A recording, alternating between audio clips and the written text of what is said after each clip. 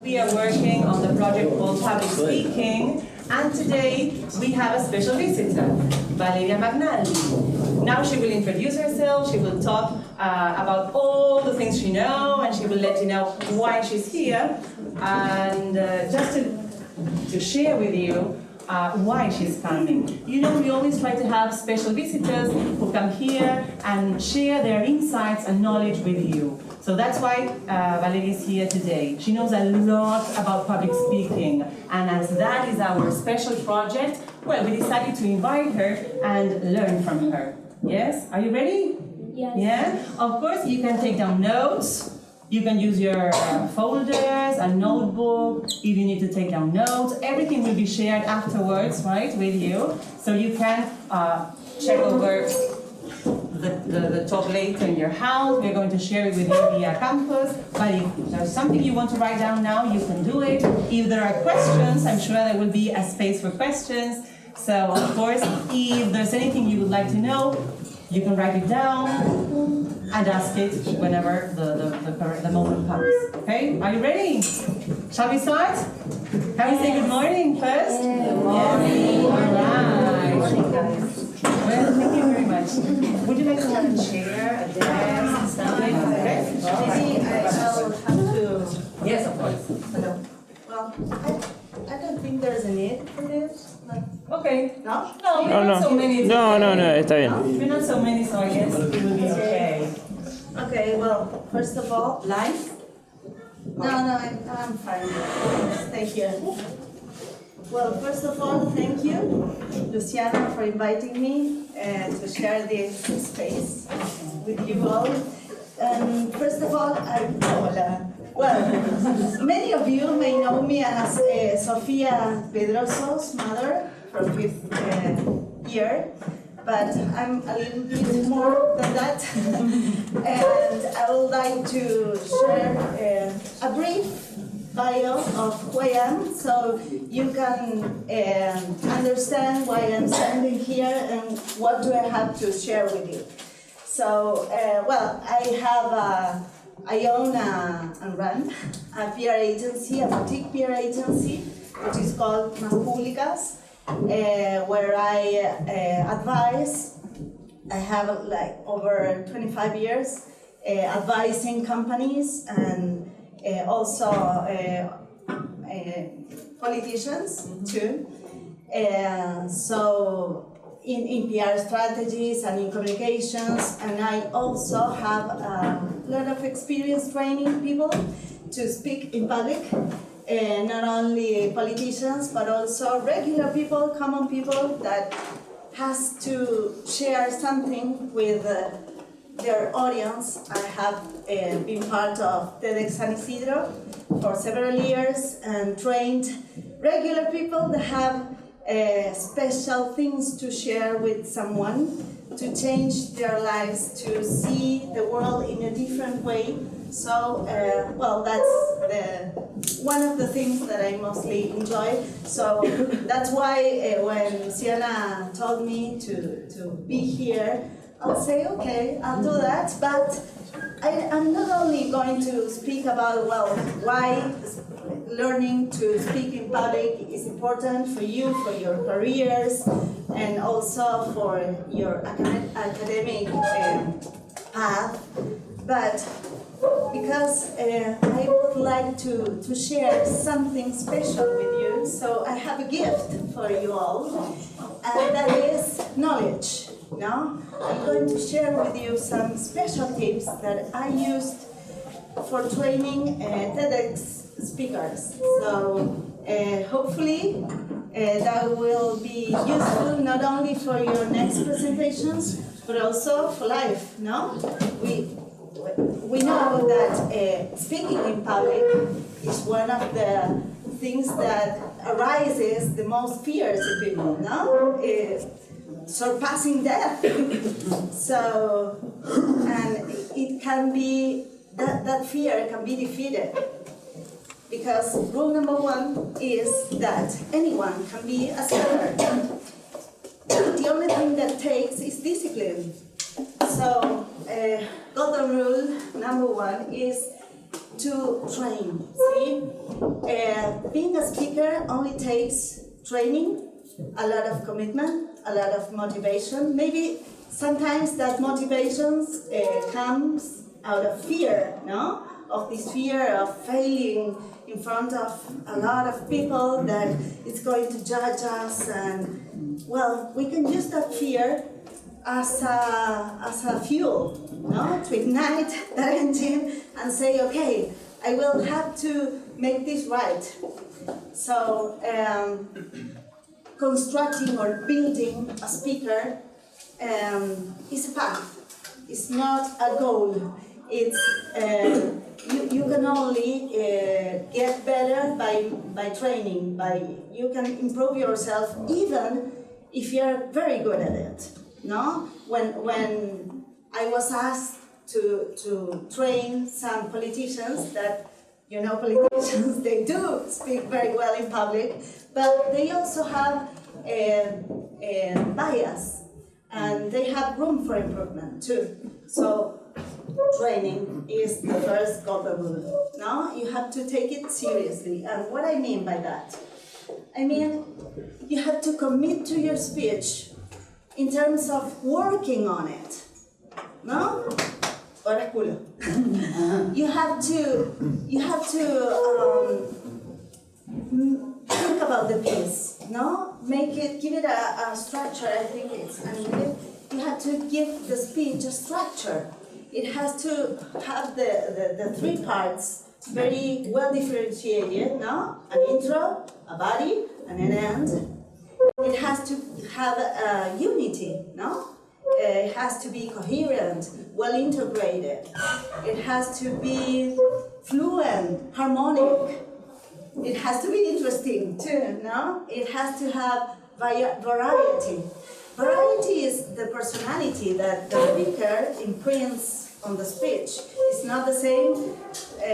My speech could be completely different from Luciana's, no? So that is variety.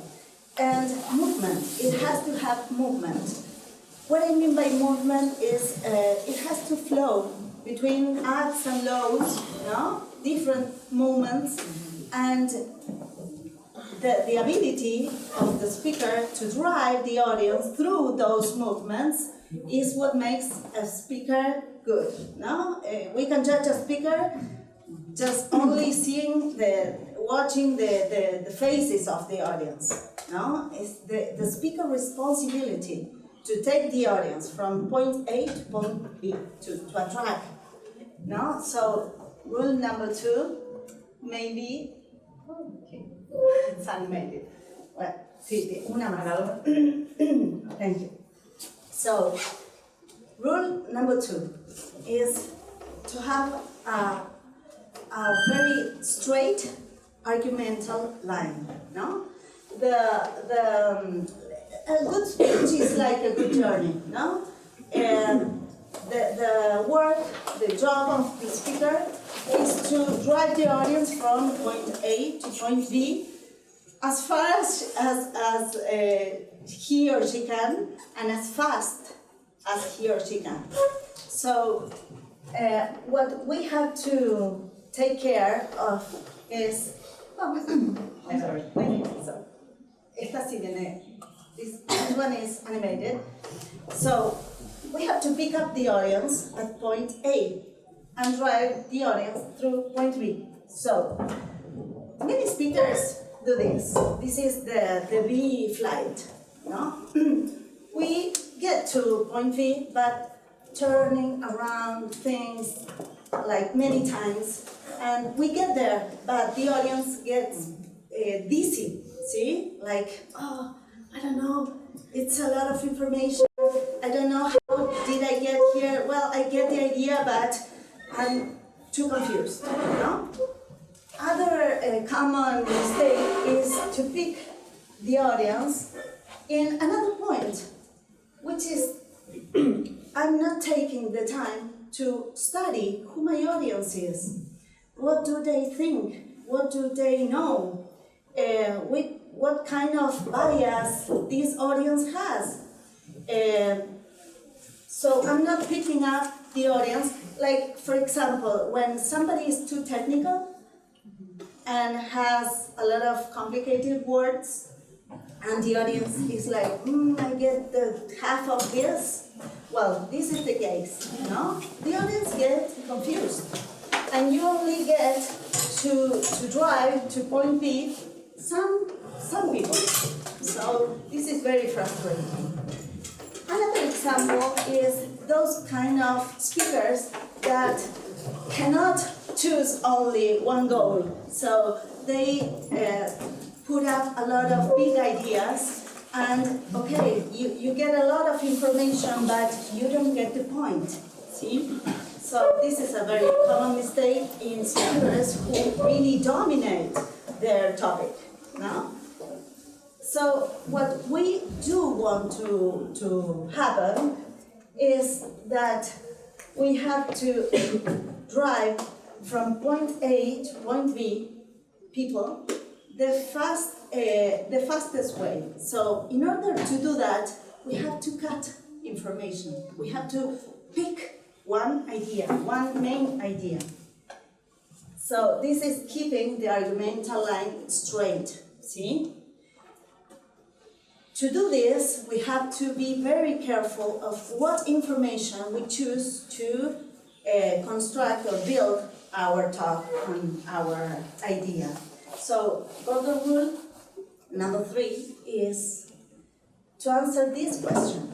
Why should I care? Why am I going to give you, the most precious thing that I have, which is my time?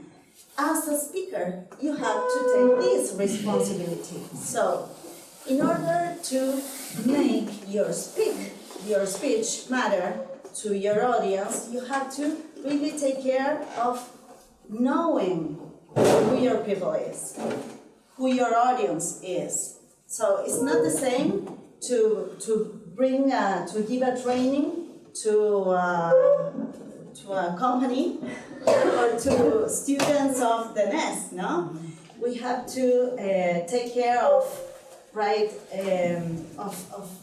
knowing, get to know the audience, who my audience is. I have to study which kind of people are going to be there. And if I don't know any of the people, for example, in a TED Talk, we don't know really who is going to be there, but mostly we know the majority of, we can know something about gender or the kind of people that subscribe to a TED Talk. We can say, well, they are Argentinians at least, no? They have certain age, mostly a rank of gender, no? 50% male and 50% women. Okay, well, but what if I have a women TED Talk? That would be completely different. So we have to acknowledge what kind of previous information this audience has, no? And what are their interests, what motivates them, and what are their main tensions, no? What are those fears? Who am I going to address with my speech? What is the key ingredient that drives the attention of my people? Is it fear? Is it fear of faith? In an adolescent context, that's the main driver. Also with recognition, no? Recognition and fear, both ends of the same line. So this is one of the main parts that has to be considered when preparing the content. See? Rule number 4. Well, I already talked about this. You have to choose only one idea. I will share with you, this is Chris Anderson, one of the TED founders. I'm going to leave you the video with Luciana so you can see a little bit more. But the important thing is to choose one idea. And what an idea is, it can be summarized in, it's the heart of the speech, and it can be summarized in only one sentence. See? And the most important thing about TED is that, for example, ideas are the main thing in an audience, no? In a TED Talk. The idea is like a gift for the audience. So that's why the claim of TED is ideas worth spreading. And it's not like great speakers gather all together. So the key point is the idea. The speaker is only the channel through what that idea becomes to light. No? So I'll ask you, do you have this question clear? Do you have the main idea of your talk? Do you know the big idea you have? You do? Well, this is the first thing you have to have clear. What is the main idea? Because this is the heart. From here, you begin. So how do you have to do now to build your talk? First, you have your main idea. Then you have to think, okay, how do I begin?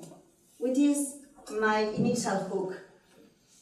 I have to choose a special hook to capture the attention of my audience, no? And if I do have that attention, I can lead from A to B of my audience. Then I have to keep the attention alive. I have to put rationales that explain that idea and have anecdotes, examples, no? Colorful ideas, colorful steps that I can go through. And then I have to have a closing, a memorable closing. I have to have a call to action, see? Because I'm giving this speech for something, for you to have something that's useful for your life. No? That's my goal. That's my end, my call to action. Be prepared. So you have to then think of these three questions. Have you chosen your 3 or 4 rationals? Do you have examples? How they do connect with the main idea? Are you sure they connect with the main idea? And do you have a call to action? Do you have a clear call to action? Do you know what your public is going to make after you speak? What do you want from them? You want to motivate them? Do you want them to do something or not? And golden rule number 5 is that you have to cut everything that is not necessary. As when you travel, you have to pick everything very carefully. So once you have your first speech written, you have to define it. So is this idea necessary? Does this make the point that I want? So remember that less is more, no? And it's harder to prepare a short speech than a large speech. It takes much more time, much more training. So take that into consideration. A 2-minute speech, much time than an 8-minute speech. So the ultimate TED Talks now are 1-minute speech. See?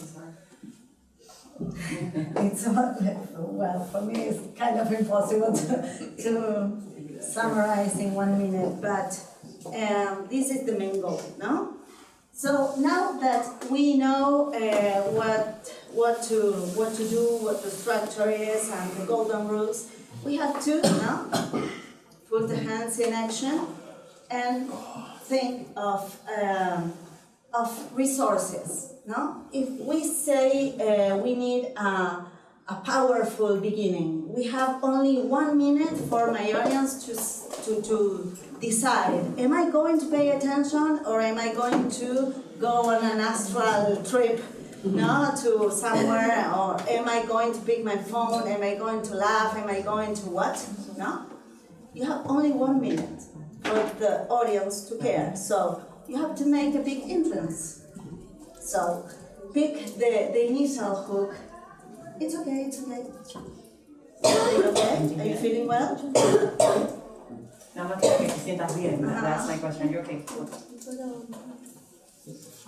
So you have to choose carefully a powerful beginning. So I will show you a couple of examples that can be good for this. For example, high impact data.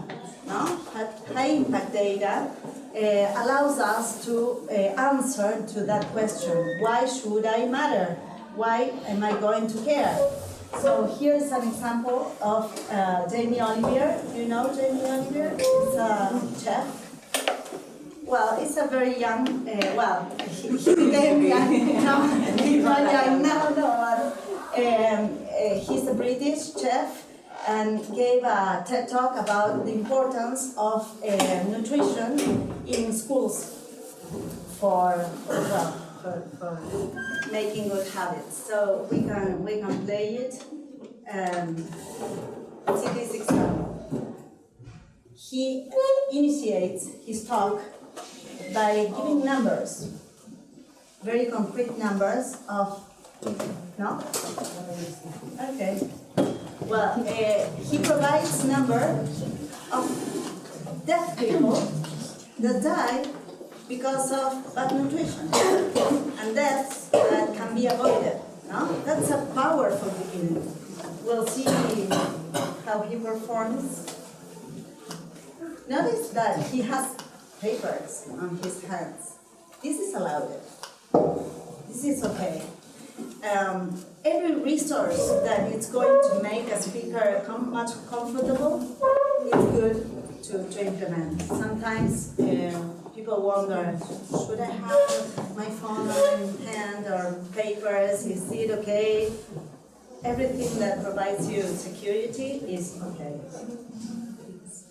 This one is not working, but the others were working. Well, we are going to share this once afterwards with you, so it's okay. But the point is, when you have strong data like that, for example, you can add some drama to catch the attention of your audience.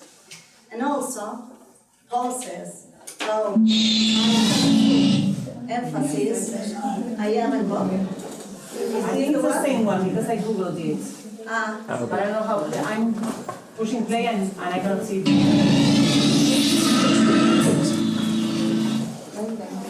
think it's the same one.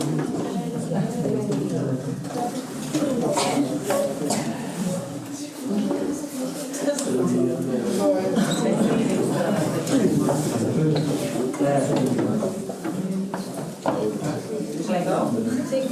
Because he's up.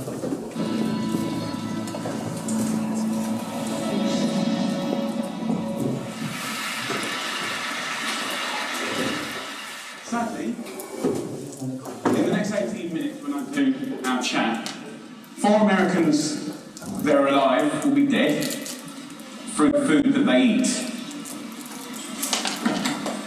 My name's Jamie Oliver, I'm 34 years old. I'm from Essex in England. From then on, he does his speech.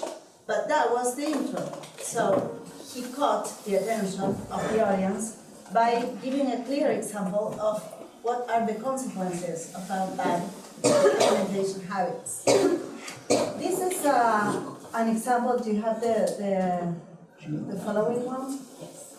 So another very good resource and easy to apply are rhetorical questions. No? Rhetorical questions are sentences disguised as a question. So when you have a number of rhetorical questions, you can introduce your point by giving the audience a glance of where are you heading. Give me a minute.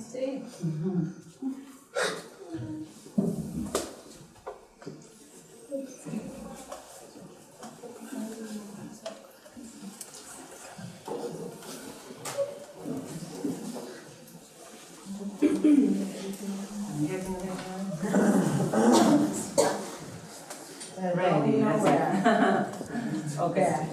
Arriba.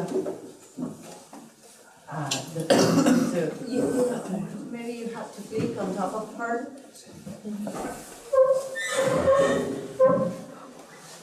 No, but it will guide you through. Dale, acá tenés posición.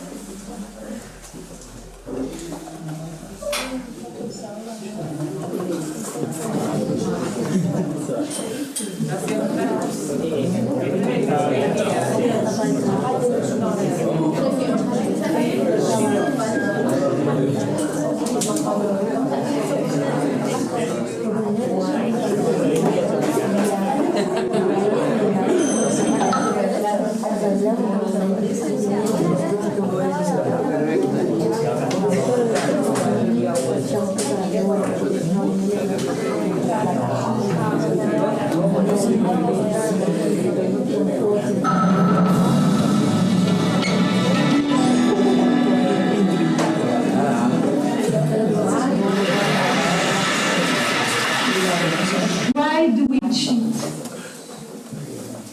And why do happy people cheat? And when we say infidelity, what exactly do we mean? Is it a hookup, a love story, paid sex, a chat room, a massage with happy endings? Why do we think that men cheat out of boredom and fear of intimacy, but women cheat out of loneliness and hunger for intimacy? And is an affair always the end of a relationship? For the past 10 years, I have traveled the globe. Well, she definitely caught the attention of the public. Yes. No? This is a common stage for any kind of people. No matter the age, the race, no? This is a universal topic. So she made like 7 rhetorical questions and caught the attention of the public. No? This is a very easy to use resource. Shall we go back to the presentation? Sí. Well, or go back to, no. Sí, no.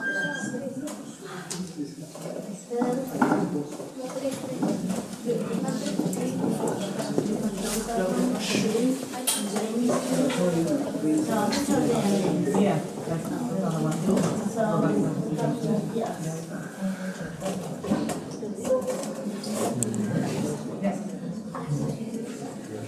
Another very useful resource are anecdotes, are personal histories. So here's an example of how an anecdote can drive the attention. It can be true or not. It can be true or false. The thing, it has to be or like sound legitimate. No? In this case, it was a true story.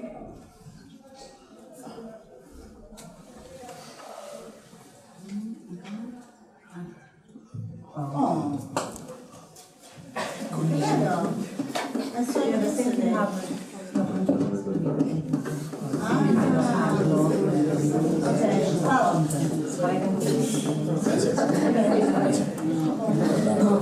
Well, this is the story of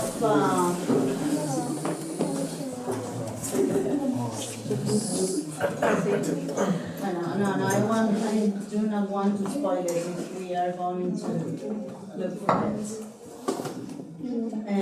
But this is one very good example of how a personal story can make a big influence. Let's see if we find this. This one probably? No, it's okay. Well, to make the long story, no. No. Let me find it in YouTube. The top, hasta ahí. Ah, yo lo había tirado. There, right? This one, the first Sí, thing. the first one.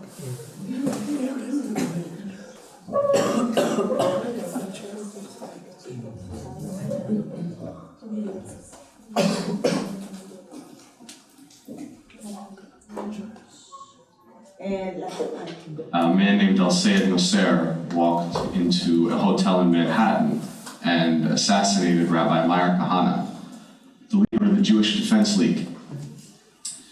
Nasser was initially found not guilty of the murder, but while serving time on lesser charges, he and other men began planning attacks on a dozen New York City landmarks, including tunnels, synagogues, and United Nations headquarters.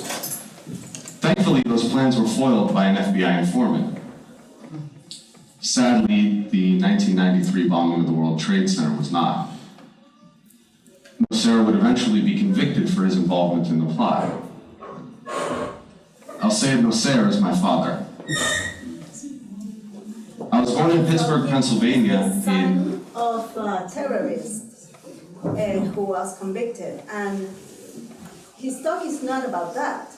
His talk is about how to not discriminate people because of what you may think, because, well, at that moment of the story, of the history, we were very reactive to Islam and Muslim people, so they usually got a lot of bullying, no?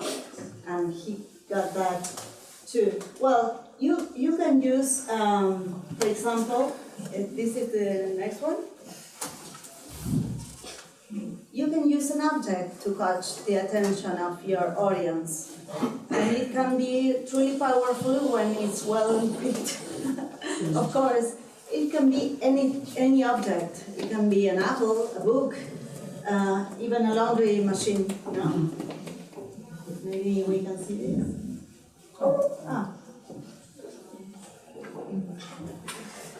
Well, this can happen. Yes.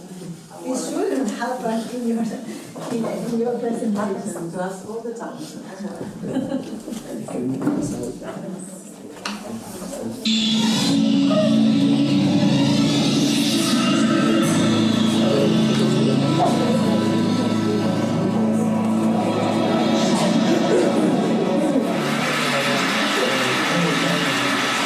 I was only 4 years old when I saw my mother load a washing machine for the very first time in her life. That was a great day for my mother. My mother and father had been saving money for years to be able to buy that machine. And the first day it was going to be used, even Grandma was invited to see the machine. And Grandma was even more excited. Throughout her life, she had been heating water with firewood, and she had hand-washed laundry for 7 children. And now she was going to watch electricity do that work. My mother carefully opened the door, and she loaded the laundry into the machine, like this. And then, when she closed the door, Grandma said, let me push the button.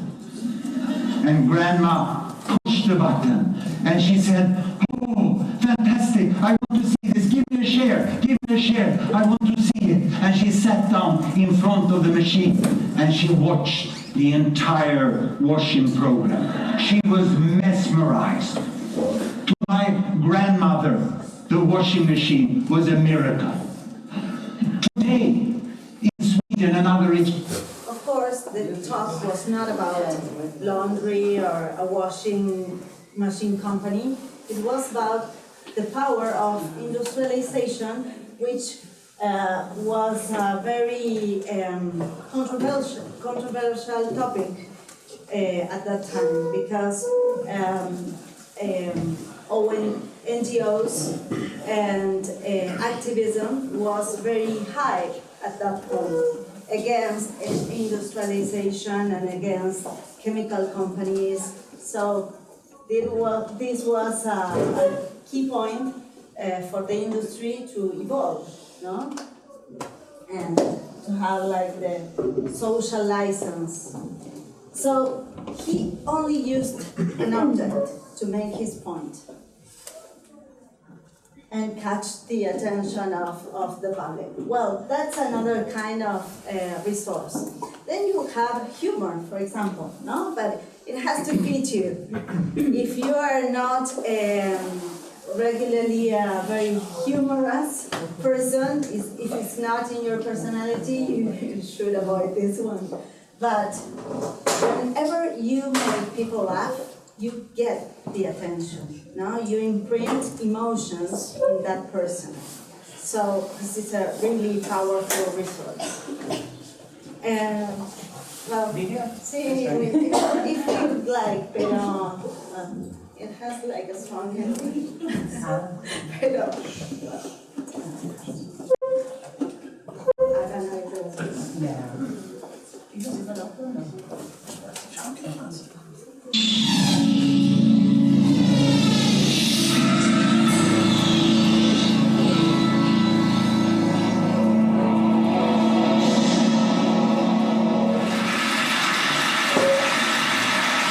A tourist is backpacking through the Highlands of Scotland, and he stops at a pub to get a drink, and the only people in there is a bartender and an old man nursing a beer, and he orders a pint, and they sit in silence for a while, and suddenly the old man turns to him and goes, "You see this bar?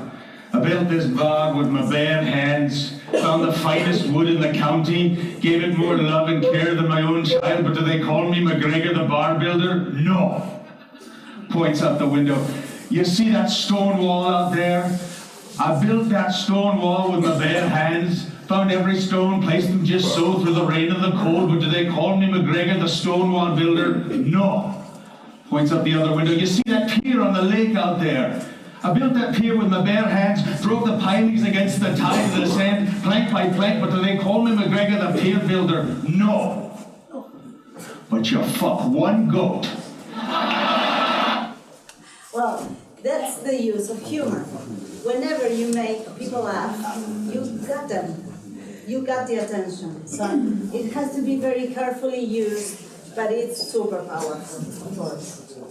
And of course, when you get to the end, another powerful resource are closings. Closings had to drive the audience to your objective. If your objective was to make them reflect, you have to give them something to keep in mind. If you want to drive them to an action, you have to make that point very clear by showing something, or by saying something, by doing something. So, memorable closings are the key point of your talk. Is the taste that you are going to leave in the mouth of your audience. So it has to be very well planned. So I will show you a couple of memorable closings. This is one of my favorite TED Talks. Amy Cuddy, who is a Harvard investigator that has a talk on body language and the power of chemicals through the connecting the body with your brain. So, esto es minuto. Yeah, it's there. Shall I Okay. play it? Okay. Yes. Do it enough until you actually become it and internalize.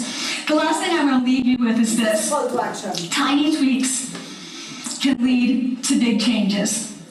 So Of their lives. So, her message is live at the maximum speed, at the maximum goal. Do make your life matter, no? Make the time matter. So this is an example of commitment. This is the end of the washing machine talk.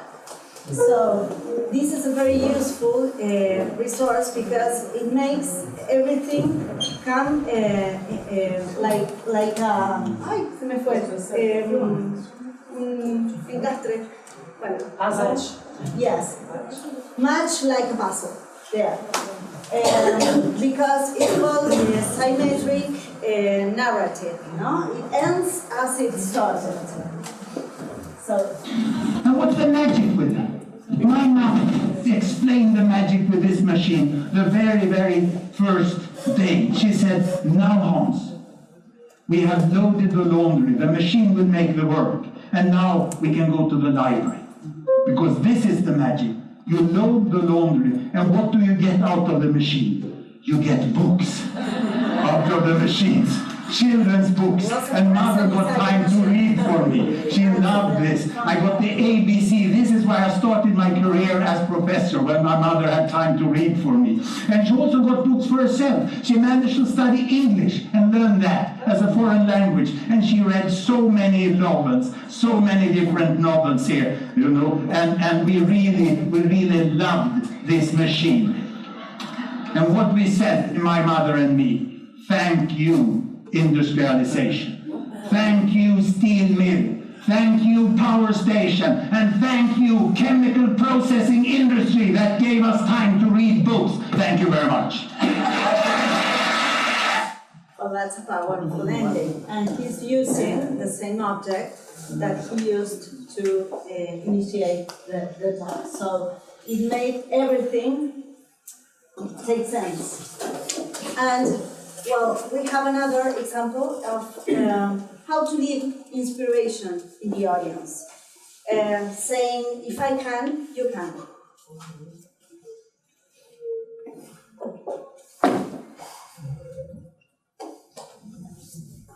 Teach our children well. My crooked journey has taken me to some very spectacular places. I got to walk the red carpet, flanked by soap diva Susan Lucci and the iconic Lorraine Arbus. I got to act in a movie with Adam Sandler and work with my idol, the amazing Dave Matthews. I toured the world as a headliner on Arabs Gone Wild. I was a delegate representing the great state of New Jersey at the 2008 DNC, and I founded Maysoon's Kids, a charity that hopes to give Palestinian refugee children a sliver of the chance my parents gave me. But the one moment that stands out the most was when I got, before this moment,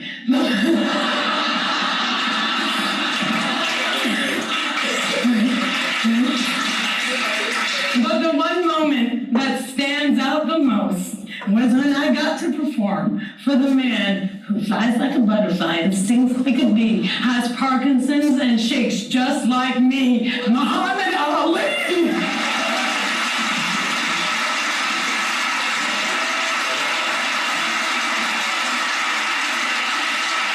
It was the only time that my father ever saw me perform live, and I dedicate this talk to his memory. Allah yarhamak yaba. My name is Maysoon Zayed, and if I can, you can.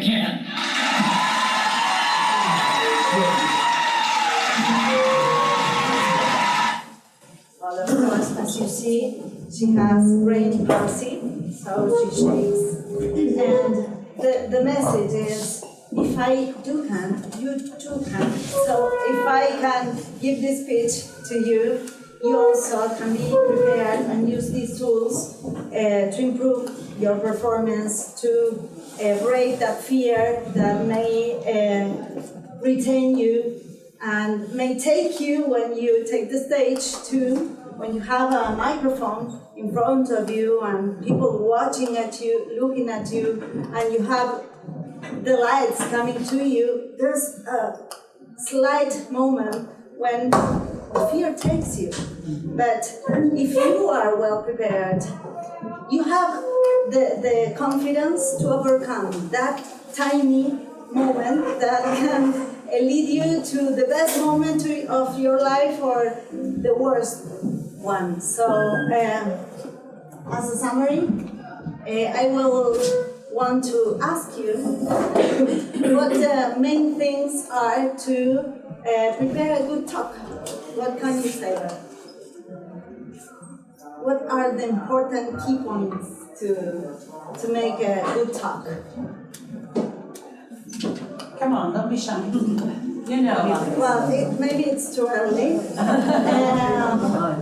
No, it's okay, we'll let them. Well, first, conscious work. Work on it. Don't leave it until the last moment. Once you took the commitment and you say, okay, I am going to face this challenge, work on it. So it's going to be much easier. Work it with time and with conscious and with tools. No? The second thing is to have a clear objective. What do I want to get out of this talk? No? What do I want my audience to do? Then to pick one main idea and summarize it in one sentence. No? If it's going to be like in YouTube, what's the idea? What's the sentence? What should I write? Then have a clear argumental line and cut everything that doesn't go and doesn't build the idea, no? And finally, make it attractive. So choose your resources very well and try to rehearse and make the most of that moment. So be yourself, no? And that's my final advice. Now, don't try to imitate anyone, just rehearse and try to be your best version of your speaker. So the rest of the parts now are already taken. You have to be yourself. So thank you very much for your attention.